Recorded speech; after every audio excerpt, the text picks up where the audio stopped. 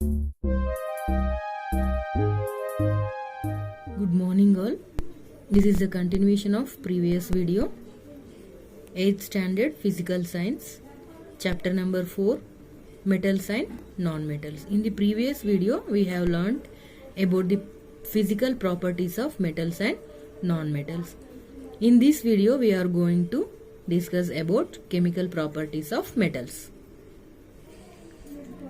Let us try to see what happens when metals and non-metals react with other substances. Okay, reaction with oxygen. Lab activity. First aim is to know the reaction of oxygen with metals and non-metals. Okay, how the reaction will be there for metals and non-metals. Material required: one metal sample magnesium and one non-metal sample sulfur.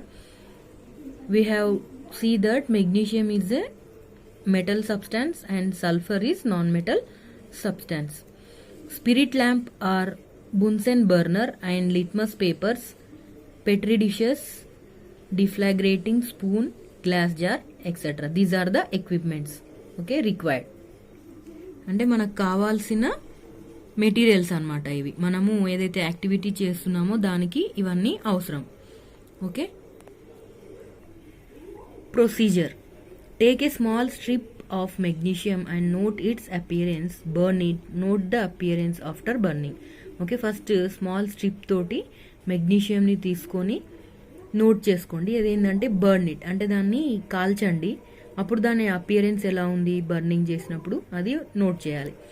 Collect the Ashes of magnesium in a Petri dish and add some distilled water to it. Okay, అది collect చేసిన ash కాల్చినప్పుడు అది బూడిద వస్తుంది కదా ash అంటే, దానికి మనం distilled వాటర్ని యాడ్ చేయాలి. Test the solution with red and blue litmus papers. Note the colour change in table 7.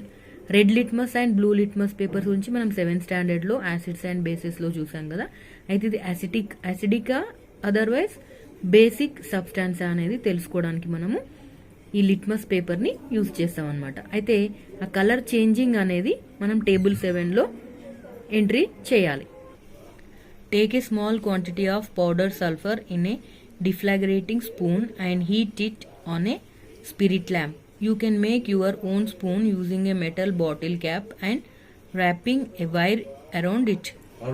Next ఇప్పుడు మనము మెగ్నీషియం తీసుకున్నాం కదా, ఇందాక మనం మెగ్నీషియంతో చేసాం కదా ఏదైతే, సేమ్ ఇప్పుడు పౌడర్ సల్ఫర్తో మనం హీట్ చేయాలన్నమాట.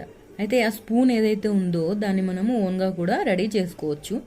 ఎలాగంటే మెటల్ బాటిల్ క్యాప్ ఉంటాయి కదా, ఆ క్యాప్కి ఒక వైర్ని ర్యాపింగ్ చేయడం వల్ల అది స్పూన్ టైప్లా రెడీ అవుతుంది. దాన్ని స్పిరిట్ ల్యాంప్ పైన వేడి చేయడం వల్ల మనం ఈ ఎక్స్పెరిమెంట్ని మనం ఓన్గా కూడా చేయొచ్చు. Be cautious, do not inhale fumes, they are harmful. అయితే ఈ ఫ్యూమ్స్ ఏమైతే ఉన్నాయో అవి చాలా హార్మ్ఫుల్ అనమాట. అందుకే మనం చాలా కేర్ఫుల్గా ఎక్స్పెరిమెంట్ అనేది చేయాలి. As soon as sulphur starts burning, introduce the spoon into a glass jar or tumbler. Cover the tumbler with a lid to ensure that the gas produced does not escape. Remove the spoon after some time, but try to keep the jar covered.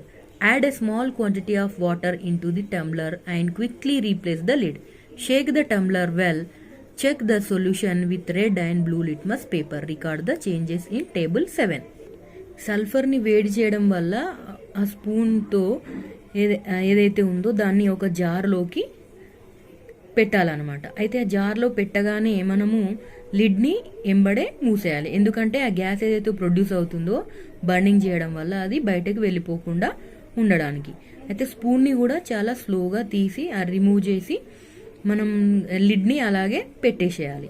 ఆ తర్వాత దానికి చాలా తక్కువ water క్వాంటిటీని దానికి add చేసి quickly మనం మళ్ళీ లిడ్ని పెట్టేసేయాలి. అప్పుడు షేక్ చేయడం వల్ల దాని సొల్యూషన్లో ఏదైనా డిఫరెన్స్ ఉందా, మళ్ళీ దాన్ని మనం బ్లూ లిట్మస్ ఇంకా రెడ్ లిట్మస్ పేపర్తో టెస్ట్ చేసి ఆ రికార్డ్ ఏదైతే ఉందో అది టేబుల్ 7లో మనం రికార్డ్ చేయాలి. ఈ విధంగా procedure. Okay, what do you observe? When the samples are burned, they react with oxygen in air to give different products. See how. మనం ఏదైతే చేసామో ఆ శాంపిల్లో బర్న్ చేసినప్పుడు డిఫరెంట్ టైప్ ఆఫ్ ప్రొడక్ట్స్ రావడం జరుగుతుంది. ఎలా అంటే react with oxygen. Magnesium plus oxygen gives magnesium oxide and sulphur plus oxygen sulfur dioxide. Okay, all the products in the above reactions are oxides, but are they same in nature? The oxide of magnesium turns red litmus to blue. The oxide of sulfur turns blue litmus to red. From this knowledge you can say that magnesium oxide is basic and sulfur dioxide is acidic.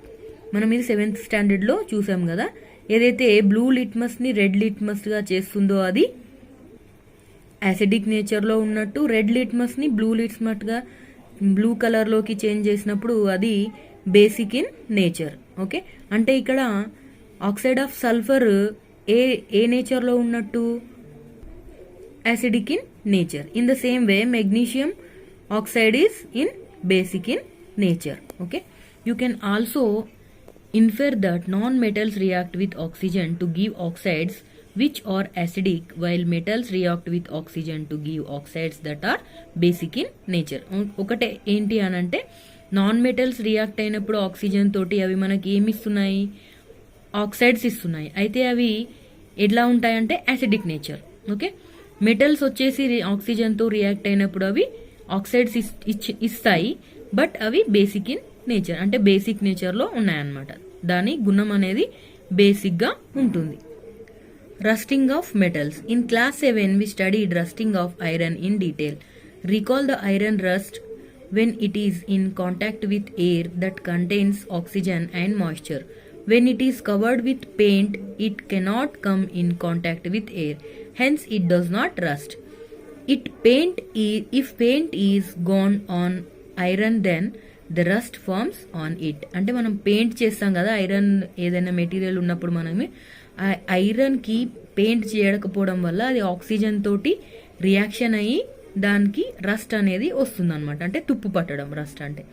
Okay, ఒకవేళ మనం painting చేసినప్పుడు అది ఆ paint అనేది cover చేయడం వల్ల సర్ఫేస్ని అది rust అనేది రాకుండా ఉంటుంది.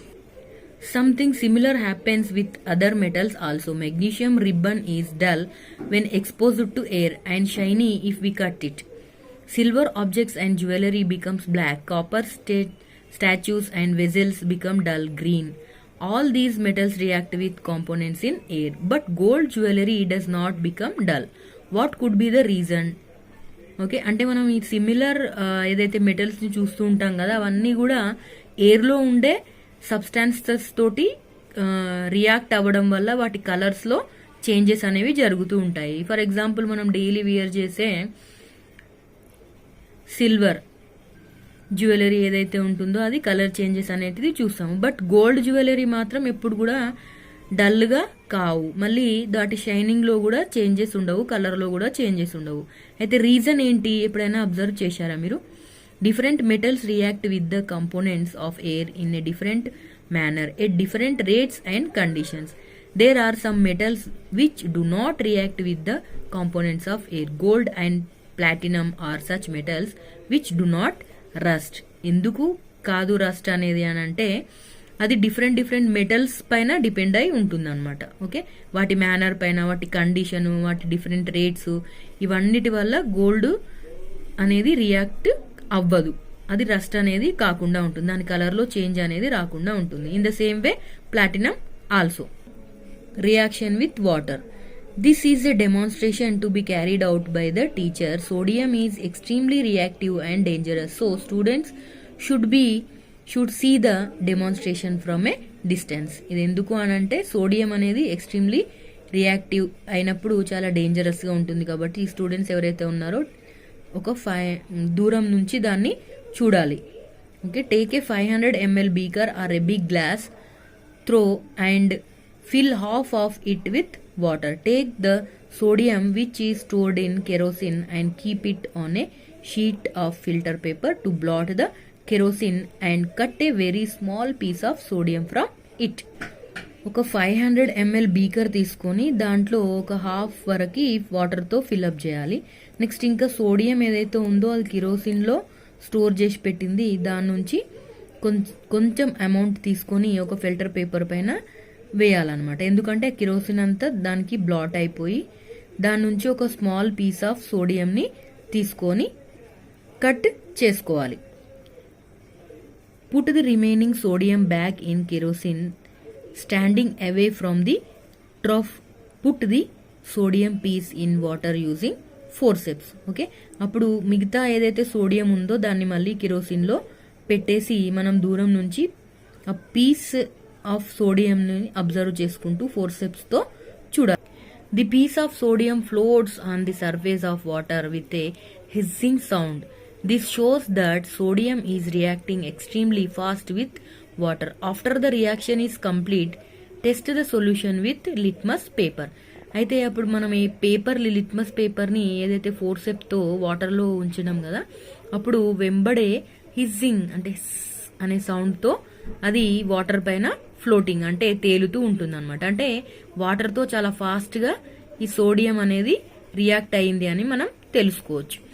అప్పుడు ఆ సొల్యూషన్ని మనం లిట్మస్ పేపర్ యూజ్ చేసి అది బేసికా అసిడికా నేచర్లో అనేది మనం కనుక్కోవచ్చు.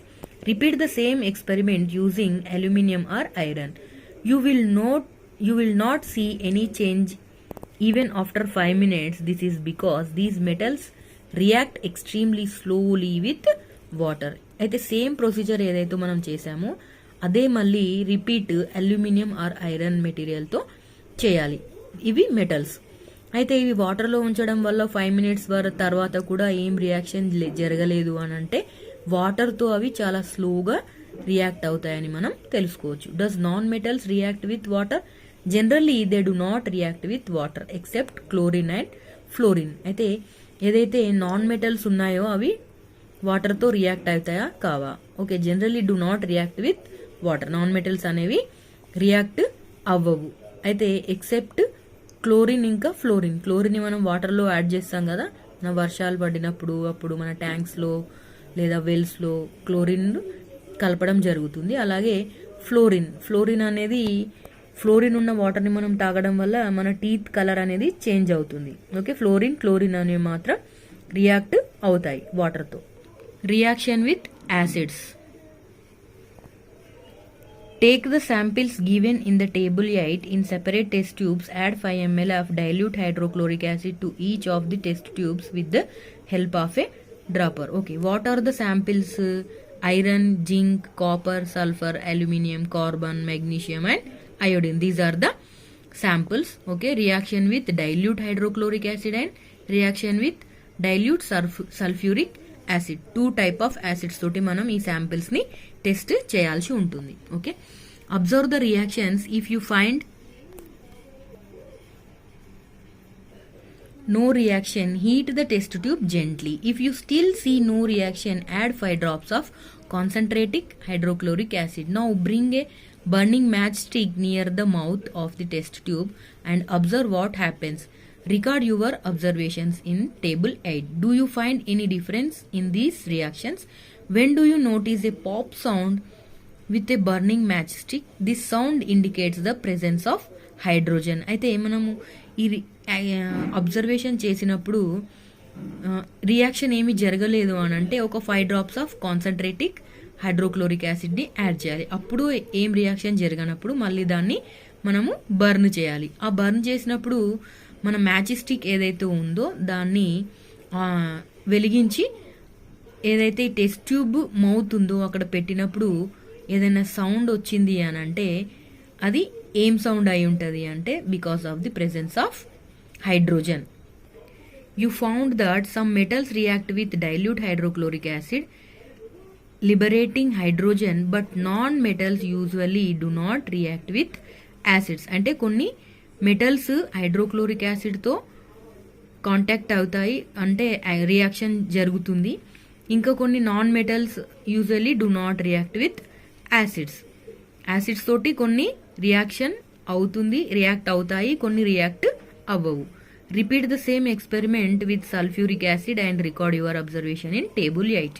In the same way, you have to do the experiment with sulfuric acid and record your observations in table 8. reactivity of metals. You have already seen that some metals react with air and other do not. The reaction is fast in some cases like magnesium and slow in cases of silver and copper. Similarly, different metals react with water and acids under different conditions. Let us explore this reactivity further. అంటే కొన్ని metals కొన్ని రకాల యాసిడ్స్తో different కండిషన్స్లో అవి explore అవుతాయి. Reactivity అనేది different టైప్స్గా జరుగుతూ ఉంటుంది అనమాట. Take 6 beakers and label them A, B, C, D, E and F. Take 50 ml of water in each beaker and dissolve a spatula full of copper sulfate in beakers A and B. Dissolve a spatula full of zinc sulfate in beakers C, D and iron sulfate in beakers E and F. Okay, 50 ml of water అన్ని బీకర్స్లో ఈక్వల్గా తీసుకొని దాంట్లో first A B బీకర్లో copper sulphate, ఇంకా C D బీకర్లో zinc sulphate, ఇంకా iron sulphate వచ్చేసి ఈఎఫ్ బీకర్స్లో తీసుకోవాలి. Now put zinc granules in beakers A E A C, iron nails in beakers B D, copper turnings in beakers CF.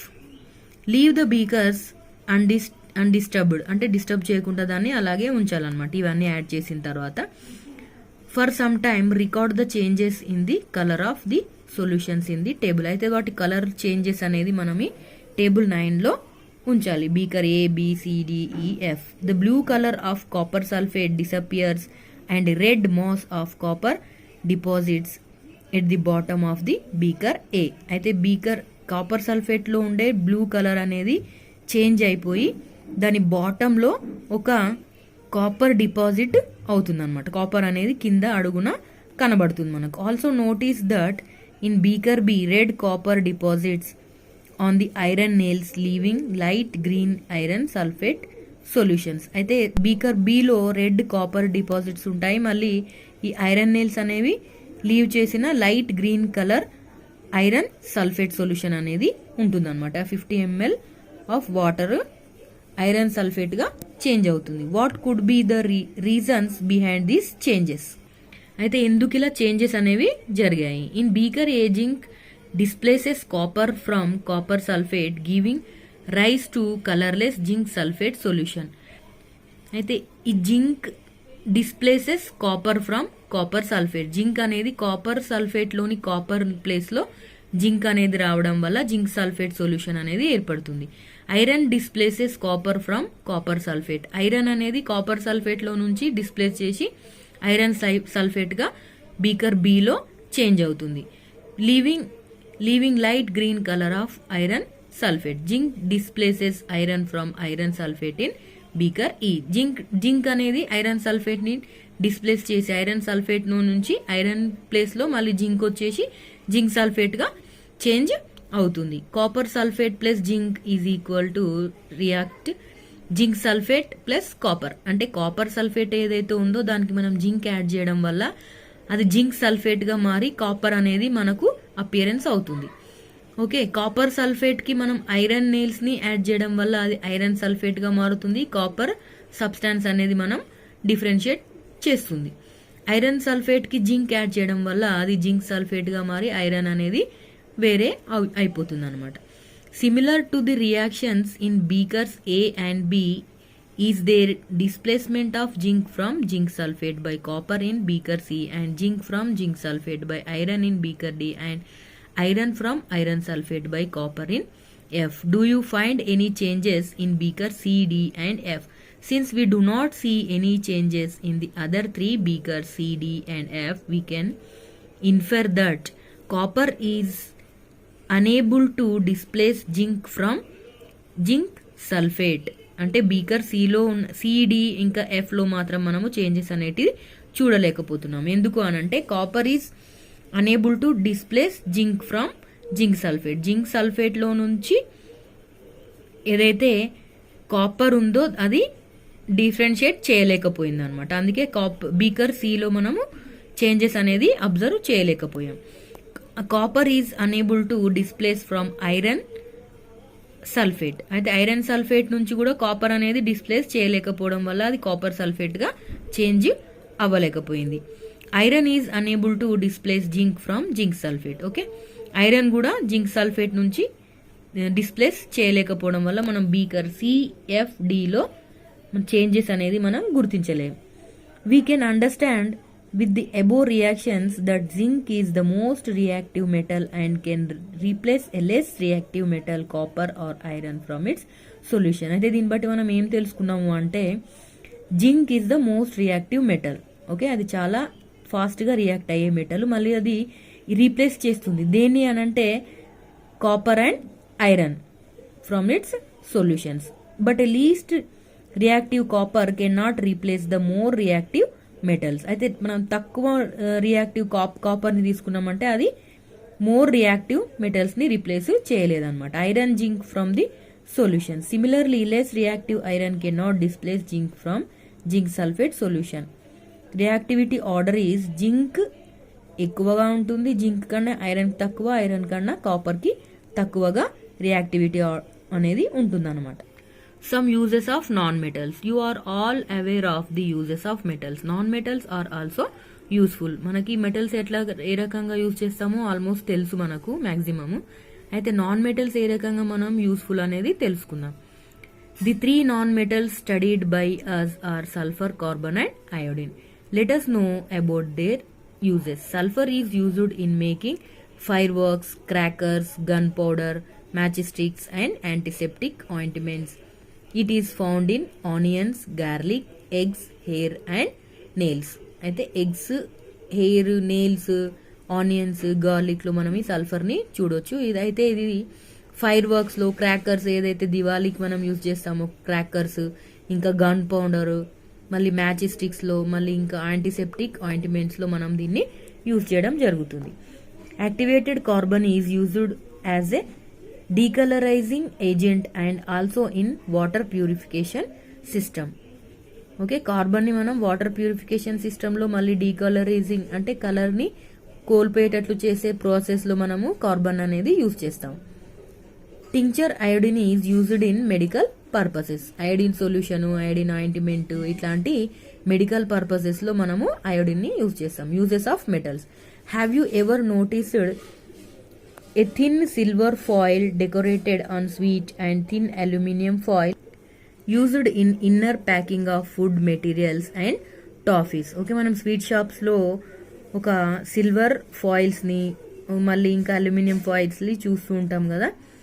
ఇంకా అల్యూమినియం ఫాయిల్స్ వచ్చేసి ఫుడ్ మెటీరియల్స్ని ఇంకా టాఫీస్ని డెకరేట్ చేయడానికి, ప్యాకింగ్ చేయడానికి యూజ్ చేస్తారు. Aluminium and copper mixture is used in currency, coins, medals and statues. Medals ఇప్పుడు మనము స్కూల్లో ranks వచ్చినప్పుడు లేదంటే గేమ్స్లో ఫస్ట్ సెకండ్ ర్యాంక్స్ వచ్చినప్పుడు మెడల్స్ యూజ్ చేస్తాం కదా, వాళ్ళకు గిఫ్ట్గా ప్రజెంటేషన్ ఇవ్వడానికి. దాంట్లో కూడా అల్యూమినియం అండ్ కాపర్ మిక్స్చర్ని యూజ్ చేస్తారనమాట. In the same way currency, coins, మళ్ళీ స్టాచ్యూస్ ప్రిపేర్ చేయడానికి యూజ్ చేస్తారు. Zinc and iron mixture is used in making of iron sheet. ఇంకా జింక్ మళ్ళీ ఐరన్ మిక్స్చర్ని ఐరన్ షీట్ని ప్రిపేర్ చేయడానికి, తయారు చేయడానికి యూజ్ చేస్తారు. Most of the agricultural instrument are made by iron. ఇది మనందరికీ తెలిసిన విషయమే. ప్లఫింగ్ చేయడానికి, ఇంకా ట్రాక్టర్స్, అవన్నిటికీ కూడా ఐరన్ మెటీరియల్స్ని చాలా ఎక్కువగా యూజ్ చేస్తారు mostly in agriculture fields. Electrical appliances, automobiles, satellites, airplanes, cooking utensils, machinery, decorative materials made by metals due to their malleability, ductility. అవి డక్టిలిటీ అంటే మ్యాలబిలిటీ అంటే తెలుసు కదా, దానివల్ల మనం ఇవన్నీ ఐటమ్స్లో కూడా మనము మెటల్స్ని యూజ్ చేయడం జరుగుతుంది. Try this. Recall the names of the sum of the laboratory acids and bases that you know. Write down their names in table 10 and identify metal or non-metal present in them which form oxides then react with oxygen. Take the help of your teacher. Have you seen a periodic table? Try to find the metals and non-metals that you come across in the periodic table.